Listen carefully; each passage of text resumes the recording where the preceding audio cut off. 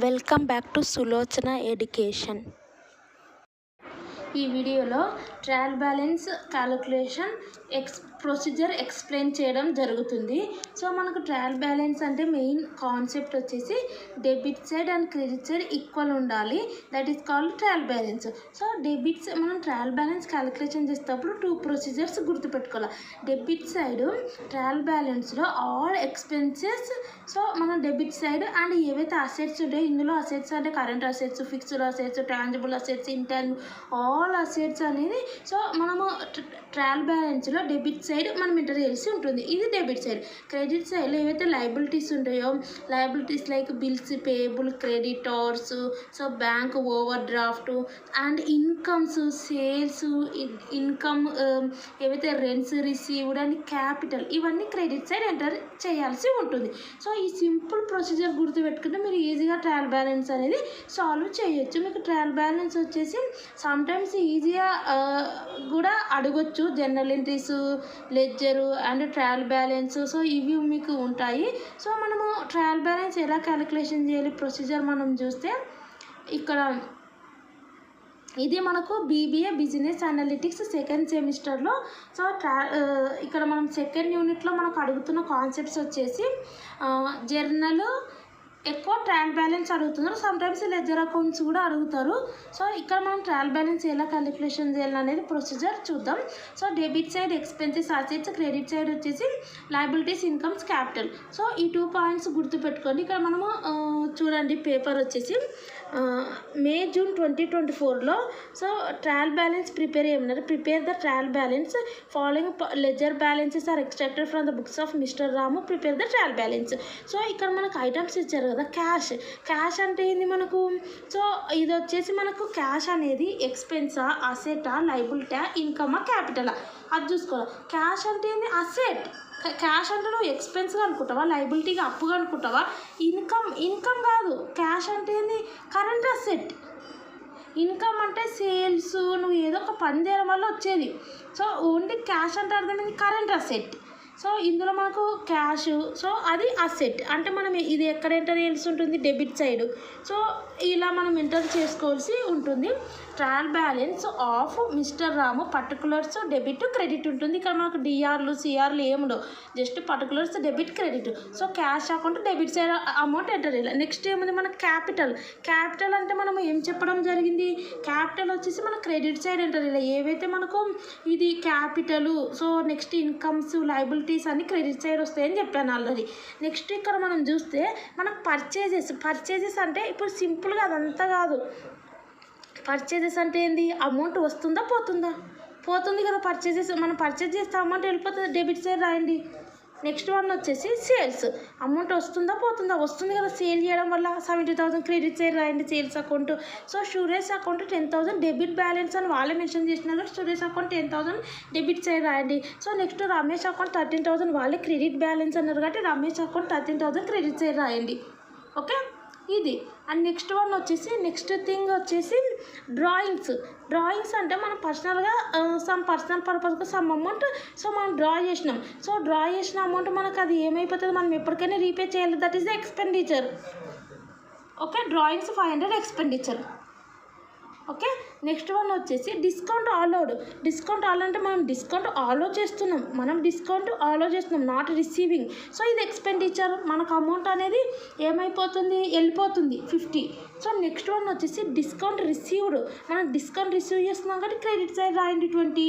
And next one వచ్చేసి salaries pay చేస్తున్నాం, wages pay చేస్తున్నాం. సో అప్పుడు అమౌంట్ డెబిట్ అవుతుంది, salaries wages account amounts. Next one last one plant అంటే అర్థమైంది, ప్లాంట్ అండ్ మిషనరీ అంటే అసెట్. సో అసెట్ అంటే మనం ఏం చెప్పినామో అసెట్స్, ఇంకొకటి ఏం చెప్పినా అసెట్స్ ఎక్స్పెన్సెస్ ఎట్ సైడ్ రాయమని చెప్పిన, డెబిట్ సైడ్ రాయమన్నా. సో ఇది అసెట్ కాబట్టి డెబిట్ సైడ్ రాయాల్సి ఉంటుంది. ఓకే, ఇవి. సో నెక్స్ట్ వన్ వచ్చేసి ఇవన్నీ మనం ప్లస్ చేస్తే ఇది వస్తుంది. సో ఇవన్నీ ప్లస్ చేస్తే ఇది వస్తుంది. ఈ 2 ఈక్వల్ అయితేనే మనకు కరెక్ట్ వచ్చినట్టు. అండ్ నెక్స్ట్ ఇదే ఈ 2 ఈక్వల్ కావాల్సి ఉంటుంది. నెక్స్ట్ సమ్ చూద్దాం. నెక్స్ట్ సమ్లో మనం చూస్తే ఇక్కడ ఫస్ట్ డ్రాయింగ్స్ అన్నారు. సో డ్రాయింగ్స్ అంటే మనకి ఎక్స్పెండిచర్ కదా, డెబిట్ సైడ్. బిల్స్ రిసీవబుల్ అంటే asset, debit side. So discount allowed expenditure. So ఎక్స్పెండిచర్లో అసెట్లో డెబిట్ సైడ్ రాసుకోవాలి, మిగిలినవన్నీ క్రెడిట్ సైడ్ రాసుకోండి. ఓకే, ఇది ఒక్కటన్నా గుర్తుపెట్టుకోండి. ఎక్స్పెండిచర్లు అసెట్లు డెబిట్ సైడ్ రాయండి, మిగిలినవన్నీ ఇంకా క్రెడిట్ సైడ్ రండి. ఇప్పుడు drawings expenditure debit side, bills receivable asset. Bills receivable అంటే డెటార్స్, కరెంట్ అసెట్. ఇది వచ్చేసి మనకు డెబిట్ సైడ్. డిస్కౌంట్ ఆలో ఎక్స్పెండిచర్ మనం ఆలో చేస్తున్నాం, డెబిట్ సైడ్. ఫ్రైట్ మనం పే చేస్తున్నాం డ్యూ టు ట్రావెలింగ్ చేసేటప్పుడు, సమ్ ఆఫ్ ద గూడ్స్ అనేది ట్రావెల్ చేసేటప్పుడు ఎక్స్పెండిచర్. ఇన్సూరెన్స్ మనం కడుతున్నాం, ఎక్స్పెండిచర్. ఓకే, నెక్స్ట్ వచ్చేసి బ్యాంక్ లోన్ ఎక్స్పెండిచరా అసెటా? బ్యాంకు లోన్ అంటే అది ఎక్స్పెండిచరా?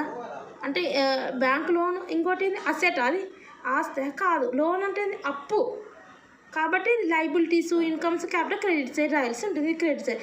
Machinery asset debit side, stock asset debit side, rent expenditure debit side, discount received ఇంకా ఇది ఇన్కమ్ కాబట్టి క్రెడిట్ సైడ్.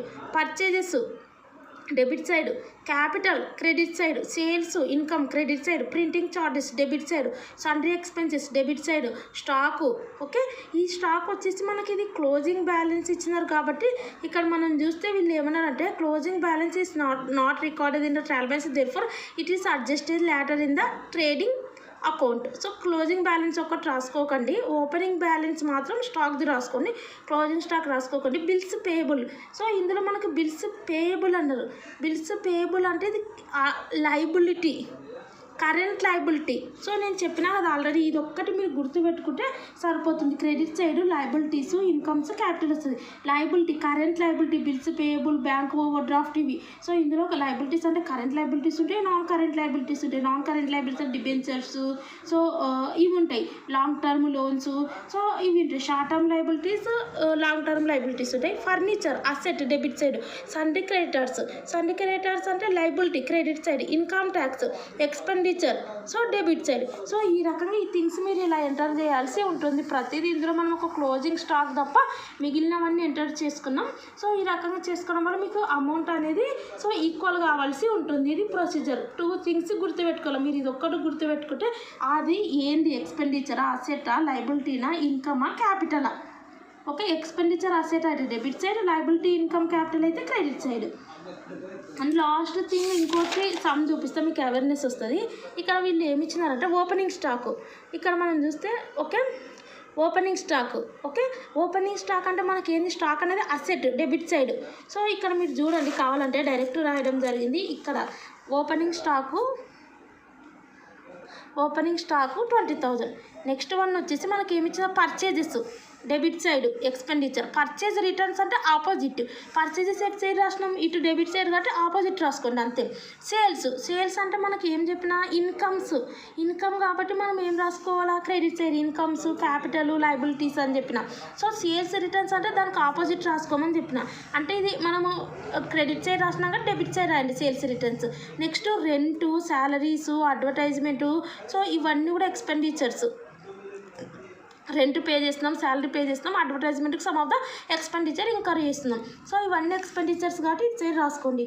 నెక్స్ట్ వన్ వచ్చేసి commission received 1440. Okay, 1440. So commission receive చేస్తున్నాం కాబట్టి income కాబట్టి క్రెడిట్ సైడ్. డిస్కౌంట్ సిఆర్ అన్నారు అంటే వాళ్ళకి క్రెడిట్ సైడ్ అంటే discount received. Okay, income credit side. Furniture asset, machinery asset, debtor current asset. So ఈ 3 debit side. Creditors liability.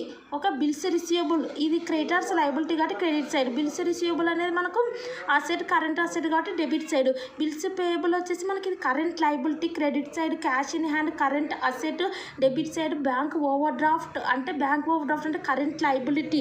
So ఇది వచ్చేసి credit side. Interest on bank over draft అంటే మళ్ళీ bank over draft మనం చేసినాం అది అప్పు, మళ్ళీ దానికి ఇంట్రెస్ట్ పే చేసినాము అప్పు తీసుకున్న దానికంటే ఇది ఎక్స్పెండిచర్ అవుతుంది. మంత్లీ మనం ఇంట్రెస్ట్ పే చేసినాం కాబట్టి interest on bank over draft. Interest వచ్చేసి మనకి 1800 ఎక్స్పెండిచర్. సో ఇది సో ఎక్స్పెండిచర్ సైడ్ రాయాల్సి ఉంటుంది. Interest on bank over draft 1800. And next one వచ్చేసి ఓకే, ఇక్కడ ఇంకా మనకు 2 థింగ్స్ ఉన్నాయి. మీరు గమనిస్తే క్యాపిటల్ డ్రాయింగ్స్, క్యాపిటల్ వచ్చేసి క్రెడిట్ సైడ్, డ్రాయింగ్స్ వచ్చేసి డెబిట్ సైడ్. ఓకే, ఇవన్నీ రకంగా ఎంటర్ చేసి సో ప్రొసీజర్ మీరు గుర్తుపెట్టుకోండి. సో ఈ రకంగా ఇది ఒక్క ప్రొసీజర్ యూజ్ చేసి ఇక్కడ చూడండి, ట్రయల్ బ్యాలెన్స్ ఆఫ్ పేరు ఇస్తే పేరు, as on date, particulars amount లేదంటే particulars debit rupees credit rupees అని కూడా రాయొచ్చు. సో మెయిన్ వచ్చేసి అమౌంట్ రూపీస్ అని రాయకుండా డెబిట్, సో మనం డెబిట్ కదా, ఇక్కడ క్రెడిట్, ఈ రకంగా procedure. So trial balance of name వాళ్ళు ఇస్తారు, యాజ్ ఆన్ ఇది particulars debit rupees credit rupees. ఇందులో మనకు సో ఈ రకంగా ఎంటర్ చేసి నెక్స్ట్ డెబిట్ కాలమ్స్ అన్ని ప్లస్ చేస్తే ఇది, క్రెడిట్ కాలమ్స్ అన్ని ప్లస్ చేస్తే ఈ టూ సేమ్ రావాల్సి ఉంటుంది. That is the trial balance. So కాబట్టి మీరు ఇక్కడ గుర్తుపెట్టుకోవాల్సింది ఏంటంటే ఇదే రూలు. డెబిట్ సైడ్ ఏవైతే ఎక్స్పెన్సెస్ ఉన్నాయో, ఏవైతే అసెట్స్ ఉన్నాయో డెబిట్ సైడ్ రాయండి. ఏవైతే లైబిలిటీస్ అంటే ఏమేమి ఉన్నాయి మనకు ఇప్పుడు గుర్తుపెట్టుకోవాల్సింది, క్రెడిటార్స్ ఎక్కువ వస్తుంది, ఎక్కువ ఇవే వస్తాయి, బిల్స్ పేయబుల్. నెక్స్ట్ వన్ వచ్చేసి బ్యాంక్ ఓవర్ డ్రాఫ్ట్. ఓకే, ఇవి ఇన్కమ్స్ అంటే మనకు సేల్స్, డిస్కౌంట్ రిసీవ్డ్, అది క్యాపిటల్. ఇంకా ఎక్స్పెన్సెస్ అన్నీ వస్తాయి ఇక్కడ మనకు. ఎక్స్పెన్సెస్ అంటే రెంట్, శాలరీస్, వేజెస్, అసెట్స్ అంటే current assets, fixed assets. So ఇందులో కరెంట్ అసెట్స్ అంటే cash, bills, receivables, డేటార్స్. Fixed assets అంటే లాంగ్ టర్మ్ అసెట్స్ అంటే machinery, plant, so land and building, ఇవన్నీ వస్తాయి. ఈ ప్రొసీజర్ గుర్తుపెట్టుకుంటే మీరు ట్రయల్ బ్యాలెన్స్ ఈజీగా సో చేయగలుగుతారు. ఈజీగా మీకు మంచి మార్క్స్ వస్తాయి. ట్రయల్ బ్యాలెన్స్ ఒక్కోసారి ఈజీ టాపిక్ కూడా ఇవ్వచ్చు. సో మ్యాక్సిమం ఇక్కడ నేను ప్రీవియస్ క్వశ్చన్ పేపర్లు ఏవైతే వచ్చినాయో అవే చూపించడం జరిగింది. మీకు వీడియోస్ యూస్ఫుల్ అనిపిస్తే సబ్స్క్రైబ్ చేయండి, లైక్ చేయండి, కామెంట్ చేయండి, మీ ఫ్రెండ్స్కి షేర్ చేయండి. And thanks for watching.